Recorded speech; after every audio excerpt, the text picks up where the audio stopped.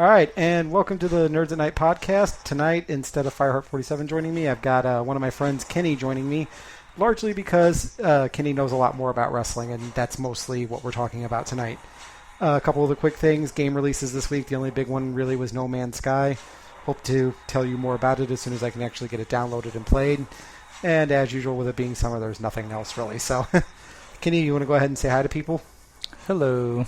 Yes. All right. How's it going? It's going. And if you hear music in the background, the next thing we're going to be doing on the YouTube side is probably me getting my ass handed to me by Kenny, and no mercy if history is any indication. That's the plan. We'll see. About a decade behind on this. Fair enough, but I still anticipate I'll get like one feel-good win over you, and then you'll remember how to play this game. And the only person who figured out just outweight me, because sooner or later I will get frustrated, and then I'll start trying to run at you, and then you just, Yeah, then it ends you. That is actually 100% true. Anyway, so on to the side of wrestling things. A couple of big things. Well, one big thing broke today here at 8:12 when we recorded this, and that is Billy Coregan basically is taking over running TNA. What was your thoughts on that? Because I found TNA through you, so I know you were saying off air you haven't watched it in a while, but do you think it's a good thing, a bad thing? I mean, I don't think it's going to change much. He's already had a place of power for a while. Like, he's already been in creative, so... Yeah, but there was a lot of talk that he was one of the big guys pushing for the final deletion, which, did you see that? I watched parts of it. I couldn't sit through all of it. It was too much for me. I couldn't either. It was like a bad YouTube video of Lucha Underground, like kids reenacting that. But, I mean, it was crazy popular, so I mean, it was a success for them. It was. It got people talking, and it probably kept them in their next pay-per-view and kept the network willing to change their night when SmackDown was going to go live on Tuesdays. I mean, that thing really created the buzz needed to keep them alive. Yeah, but it wasn't for me personally. It's popular, but I couldn't do it. Well, yeah, I mean, unfortunately, when you're in that environment, you can see all the spots coming. Like, as soon as, you seen... Who is it? Senor Benjamin with the gas can, and when he's digging, I'm like, it's going to end with fire. And sure enough, it ended with fire. And it's like, I will give him credit for the fireworks spots. Those were actually pretty funny. I mean, stupid, but funny.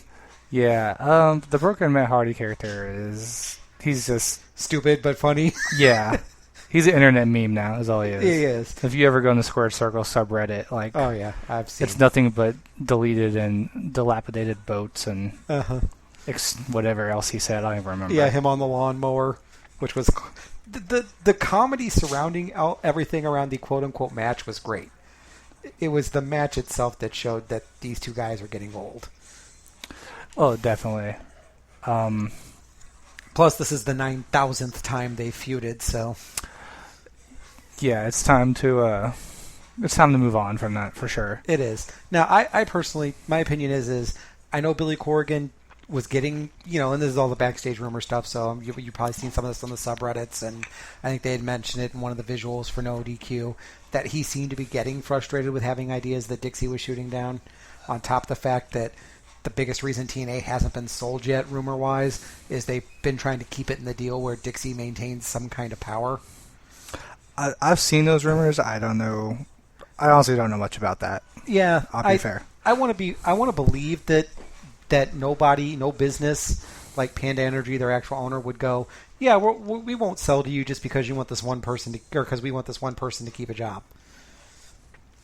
But yeah, you're right. No, none of us know because that's all business stuff. But it is funny that if that's that. What I was going with that is that would be interesting to see if in the next month or two, all of a sudden, the next announcement is new investors buy into or buy out TNA. Yeah, I mean the change in leadership might, get some investors that were reluctant before, like you said. It could do a lot for TNA. I don't think creatively much is going to change though. No, it's not. And yeah, at this point, who do you actually consider the number 2 in North America? Do you consider it to be Ring of Honor, or do you consider it to be New Japan? I wish we could count NXT as its own separate thing because Yeah, really, I do too, because if NXT was just being run by some smart investors out of Florida, they'd be the number 2 hands down. Yeah. I don't know. I feel like TNA is probably still number 2 based off of viewership. Well, they did get Damian Sandow signing with them today. Yeah. That was the other big reveal today, and I air quotes since you people can't see it listening. But I mean, don't get me wrong, I'm a huge Sandow fan. I thought the Damian Mizdow gimmick he was doing was really good. It's just at the end of the day, it's another WWE guy who's coming in, and there's always this weird sort of line between guys who come in and TNA can do something with and kind of turn them around, and guys who come in and it's, oh, here we go again. That upper mid-card line, like when they got, now he's Ethan Carter 3. He was a cast-off kind of nobody. They turned him into the Ethan Carter character, who is, I'll give TNA credit where credit's due, he's a good character. He's been one of their best original ones in a long time. Especially in his face turn on Matt Hardy, of all people, worked. I actually watched that, and I haven't watched anything in TNA by that point in years, because it's like, no, if I'm going to hurt myself, I'm going to have more control over it. But yeah, and I know you're going to hate me for the first name I throw out, but he's falling into that Christian Cage, Mankind, kind of Kurt Angle. Kurt Angle worked. He was the only real main eventer guy they brought over who worked. Yeah, he was the big name. Right. Or Hogan, or like that whole mess when it's like, hey, here's Rikishi, here's Heidenreich, here's a bunch of other people you don't remember. Yeah, that phase of theirs where they were nothing but like just the place where WWE cast-offs went. And if you followed anything going on news-wise at that time, the big rumor was it was down to Hogan and Bischoff or Paul Heyman coming in. Which, I mean, I remember that, but Heyman wanted complete control, and they wouldn't give it to him. Well, he said on the, and I don't know his name, Ariel Hawani or whatever, the MMA guy. I know who you're talking about, yeah. Right. He said on his show that that was more of a misconception, that it wasn't that he wanted total control, but he wanted a deal that wasn't just, hey, come work here and do all this creative work and turn us around. He wanted it to lead to something, and he was talking about an eventual. If you look at what he did since then with the Looking for Larry agency, I think he was looking for his first inroad into more of a eventual television producer role. As we practice at this, standard rules okay? Mm-hmm. All right. It's a non-title match. Let's see how well I can multitask here. I'm going to go with not well.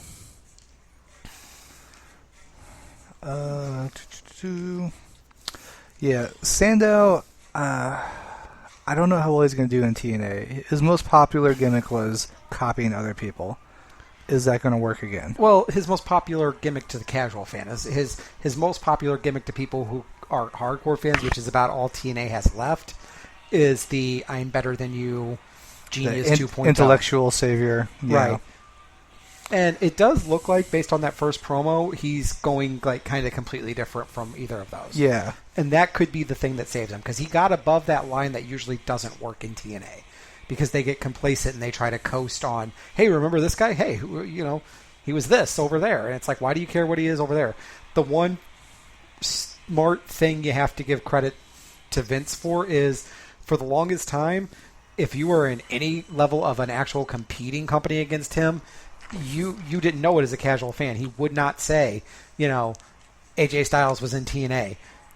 The CM Punk DVD he was talking about during his period when he was in TNA, that he was working, like, I think it was worded as he was working Tuesdays in Nashville. So it's that was smart, because you don't want to make it seem like there was somewhere else that was more important than you in some development. Yeah. So we'll get off TNA a little bit now, because that's about it for them. Battleground, you got to actually watch it all the way through, I'm guessing, at least judging by how you talked about it. Yes. I heard it's been probably right up there as one of the best pay-per-views of the year. Yeah, it was 10 times better than WrestleMania, for sure. Yeah, but could you really blame WrestleMania with everything it had going against it? Like, I graded WrestleMania on the curve of almost everyone that was involved in the show the year before is injured or not able to compete at all, are done. Well, the thing with WrestleMania was there was plenty of good matches, right, and good stories, but the booking of the matches themselves were terrible. Right, and I'll agree with you on the good matches, like good worked matches. the Shane Undertaker match was 1,000 times better than I thought it was going to be. And which it still wasn't a great match, but, 50-something, or not 50-something, but late 40-something-year-old guy who hasn't done it in years, and Undertaker, who's essentially made of glass now. Yeah, that could have been so much worse. It's just, so it's been a while and I don't remember completely. I just remember just like the people that won most of the matches, the booking made no sense. Like, Charlotte retaining or winning the new belt. No sense. That should have been Sasha or Becky's moment. That should have been Sasha. Becky, I don't think they've got faith in, because she is now the default Molly Holly. Great worker who's going to lose, unless she's teaming with someone. And it's too bad, because she's super over, and she's super talented. She is. My worry is, though, they're going to turn her heel, put her with Sheamus, and they're going to do some kind of, look, we're both Irish thing.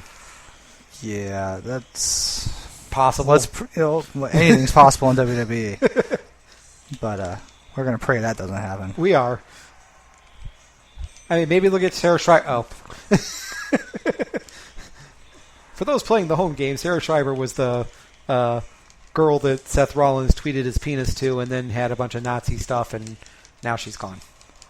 Yeah, they didn't approve of that. They didn't. Which is good, because their idea for her was, hey, she's got tattoos, Baron Corbin's got tattoos, let's put them together. And Baron Corbin disappoints me. The closest thing I've ever seen to a living embodiment of DJ Thunder, and they don't friggin' use him right. Yeah, he's just, feuding with Dolph Ziggler over and over again? Well, now he's not. Well, now he's not, because, they had to go put Dolph over on SmackDown, which, hey, we're the future, we're the future. Oh, by the way, we're going to do what we always do when we don't have anybody better to put in the main event. I really thought, isn't Corbin on SmackDown too? Yeah, actually, he might be. I've tried to follow the draft. First of all, when you have two unequally timed shows, it's, you're going to have problems building a believable co-roster. Second, if it really showed that the picking was booked, because I'm sorry, if I get 2 picks for every one of yours, and I'm picking first, I believe, Raw did, I'm going to have every championship. I'm going to have every top over talent. Oh, yeah. So it was a little bit perplexing. Plus, it needlessly broke up stables that didn't need to be broke up, like the Wyatt family. You can tell that's how much they love Braun Strowman. They're really trying to shove him down everyone's throats. Look, he's a big tough guy. You've never seen this before. Yeah. We're not built at all on big tough guys. So I remember my biggest issue with the draft was the NXT picks. From the perspective of pretending it was a real legitimate draft. Right. The people they draft made no sense. Right, again, because that goes back to what I said. Yeah, I would have had Finn Balor up as champion right away. I would have had Samoa Joe up as champion. I'd have Finn Balor. Nakamura. Yeah, I would have stacked my roster with just them. Instead they pick Mojo Rawley. Right. Who would draft that? Right, and then when he runs out at Battleground, the look Rusev gives him, who are you? Ugh. They tried, but we'll get... Mojo just... I've watched him in NXT for pretty much as far back as it's been a thing, and he just... You're you have Ty Dillinger, who they can't pay the fans to boo. No, he is super over. He makes more sense to bring up, and he's not a great worker, but he's not bad. He's not going to hurt anybody. He's, is he ever going to have a 5-star match? No, but Big Match John's never had a 5-star match that was because of him. His one was because of Punk, let's be honest.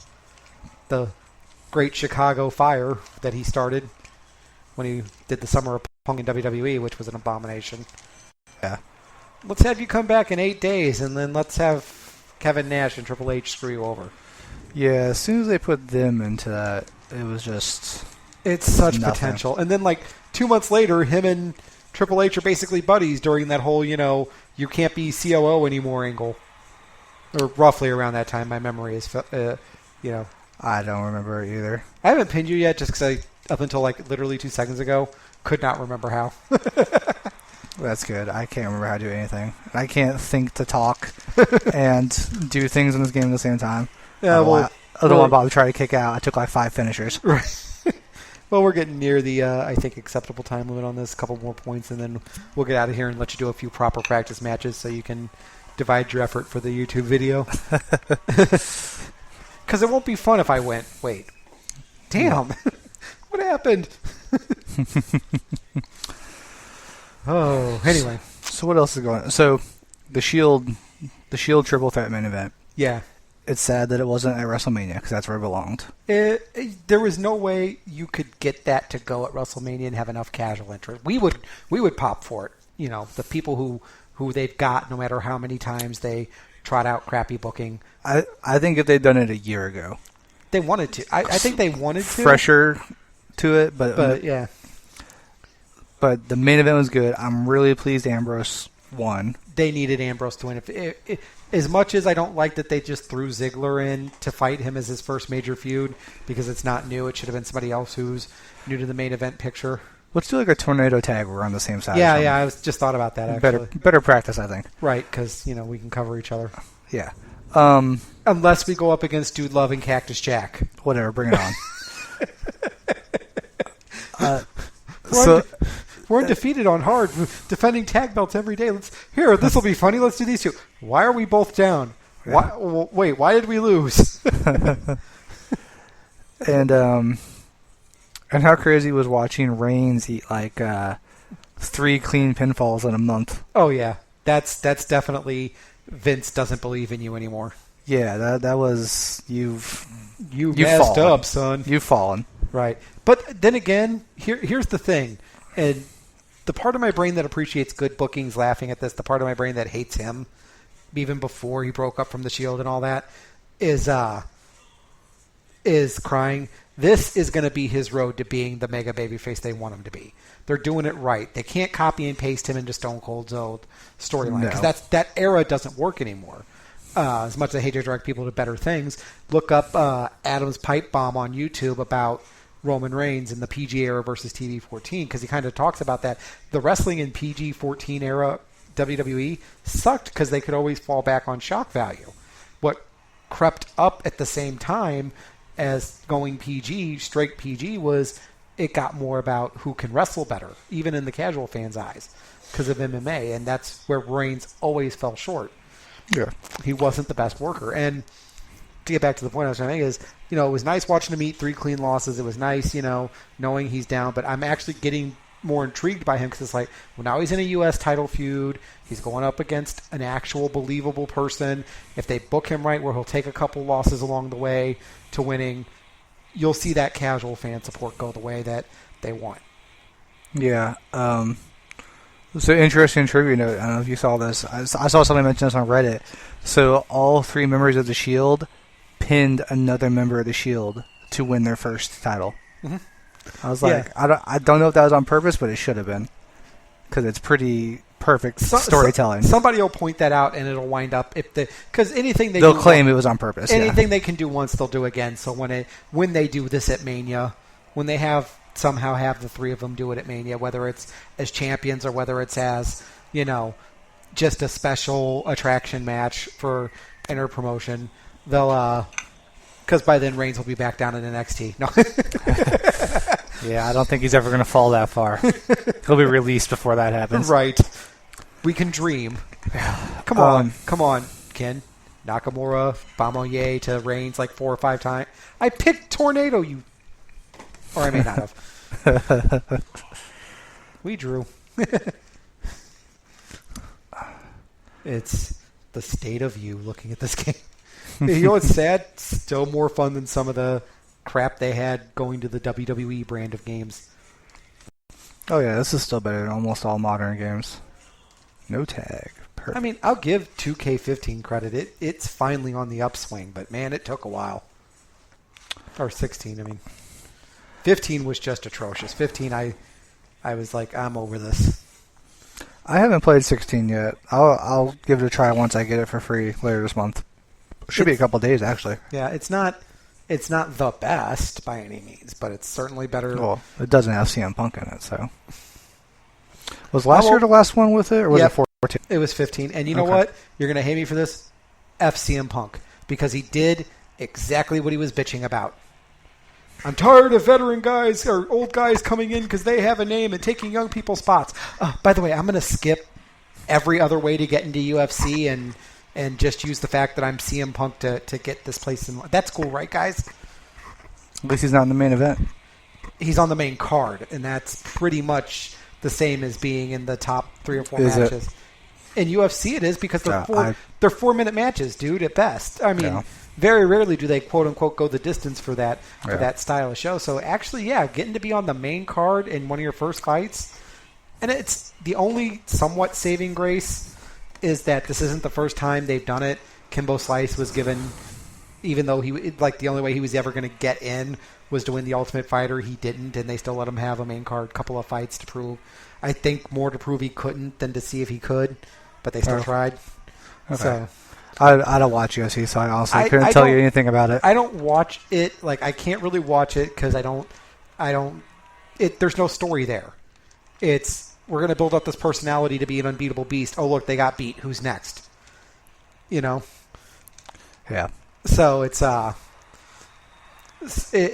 more cool to watch for that train wreck moment when the supposedly unstoppable guy either gets beat or gets popped for dropping dirty on a test, because that's pretty much all that happens anymore. Oh, good look, old Brock.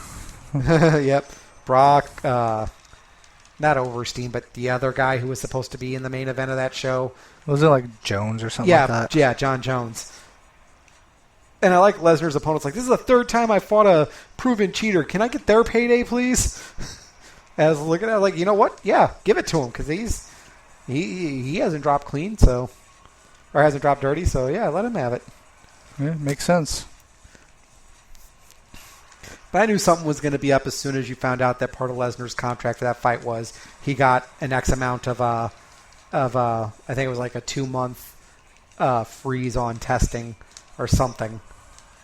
Some kind of freeze moratorium, so it apparently didn't work very well, but it's still... Yeah, he got the treated as if he was a rookie clause.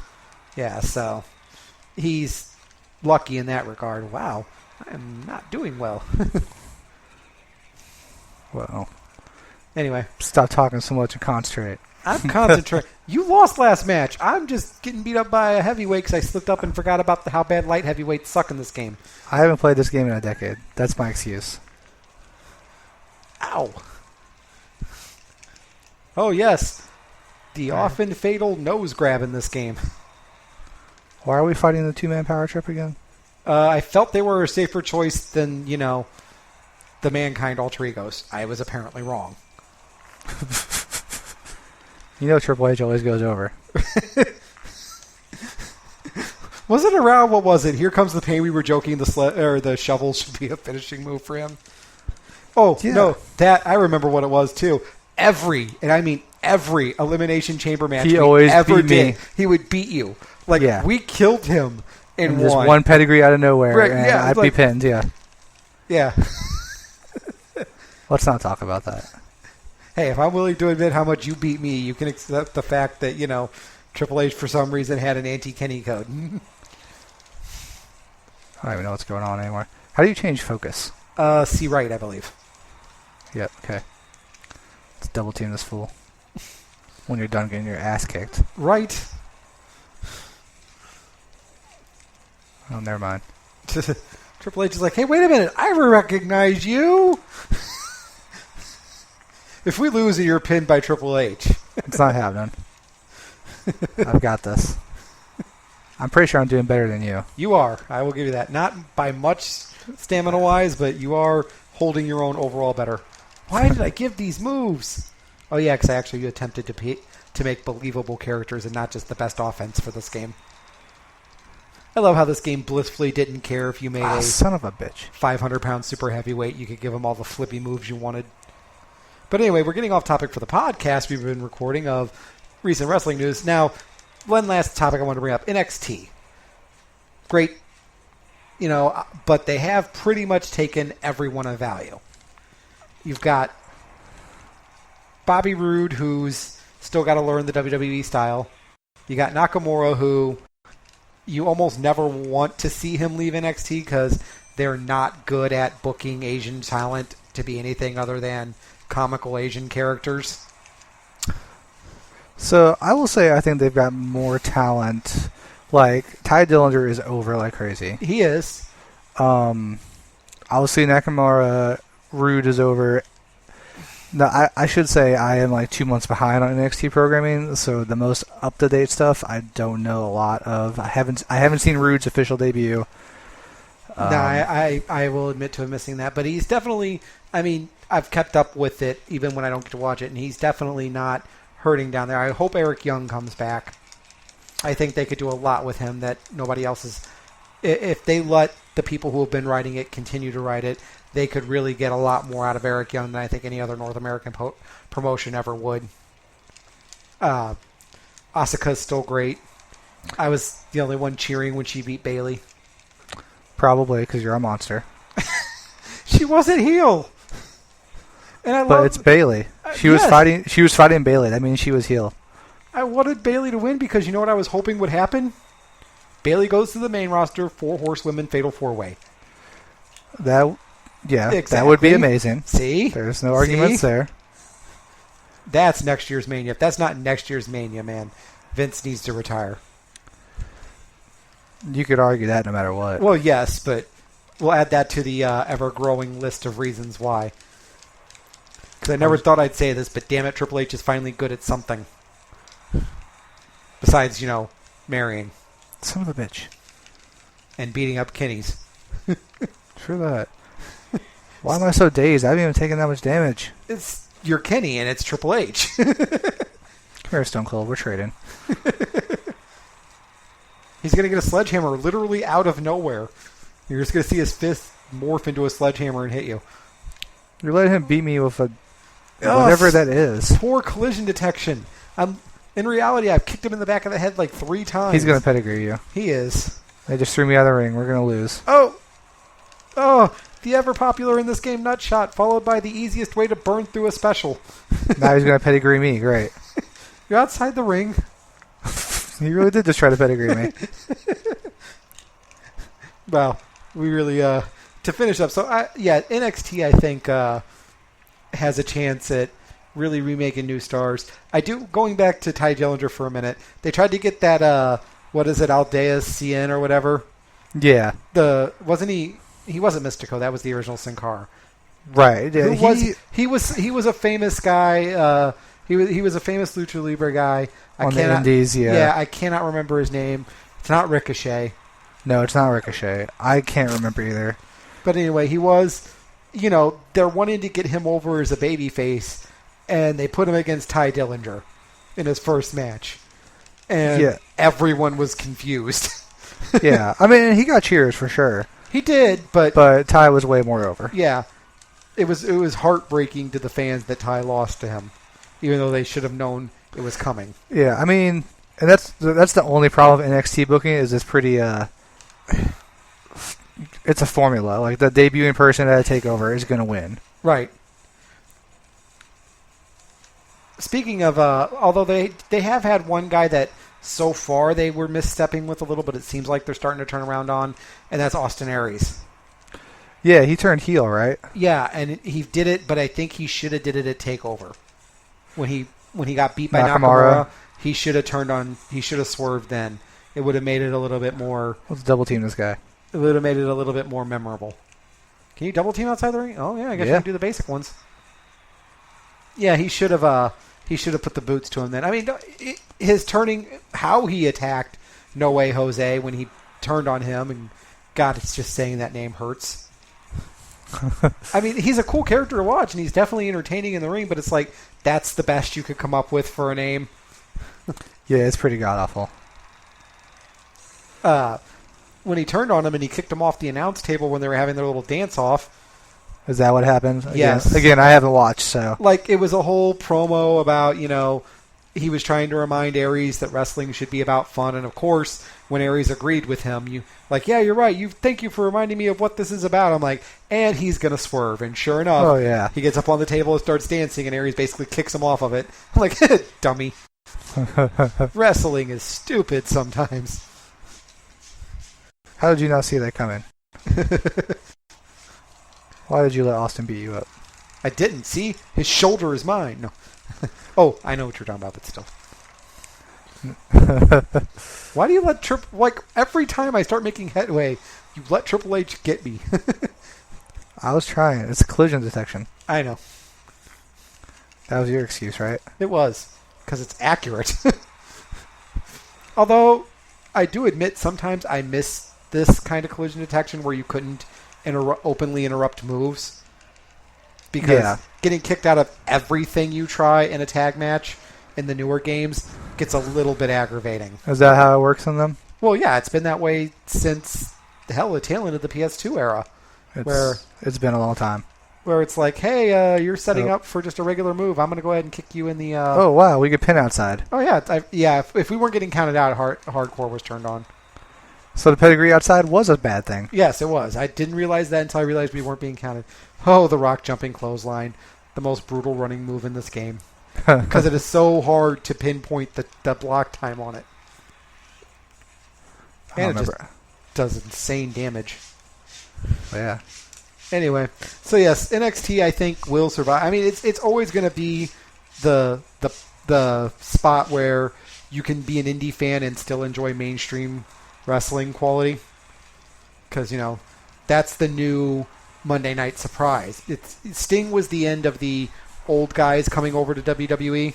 There's no bigger old-time star they could get that they haven't already gotten before. But so now it's watching NXT for, oh my God, here's this guy from Japan, or here's this guy who got super over in Ring of Honor, and yeah. So, what would be really the end moment for that? Christopher Daniels shows up. Oh man, one can only dream. Him and Frankie. Right. Them and the Young Bucks, they just show up on the, they show up, they book it for a takeover, even if they don't, keep them long term, even if it is for a 1 month thing, they would win. That would be the end of it. They would get a TV. The networks would be like, you're putting them on TV now. We're gonna take one of those Raw hours back and Super Kick Party.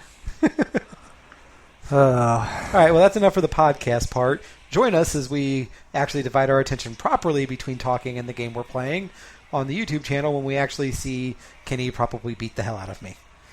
Probably not. All right, so thank you guys very much for listening. Have a good night. Thanks.